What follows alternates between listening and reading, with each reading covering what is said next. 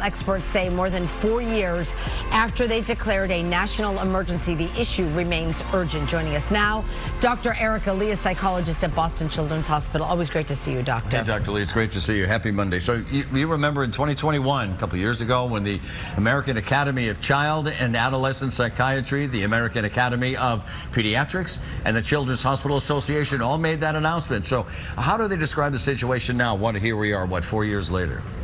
Yeah, I'm so glad you're following up on this. So they're unfortunately saying more of the same, right? That children around the country continue to struggle with symptoms of anxiety, depression, thoughts of suicide, other mental health difficulties. These really important influential groups are also highlighting that there's many families that still face barriers to care. So whether that's going to an emergency room because you're in crisis, having to wait a long time to connect with a pediatric behavioral health specialist, we're continuing to see the highest need among children and communities who are coming from under-resourced backgrounds, and of course those with complex needs. And it really just points to the importance of continuing to invest in youth mental health services.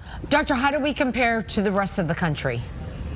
Yeah, so Massachusetts is an interesting case because the state and hospitals like mine have worked really hard in the years since this initial crisis to think about things like increasing the number of community-based behavioral health centers, increasing support for school-based programs, increasing capacity to treat the sickest kids. And there is now data that's showing that Massachusetts, out of all the states, is actually currently 4th best in the country in regards to having a lower prevalence of youth mental health problems and greater access to preventative or specialty care. So we really need to kind of keep our eye on the ball, need to build on that foundation, because there's still so many children and families that aren't getting the services that they need, and we need to make sure that they're able to access what it is that they need when they need it.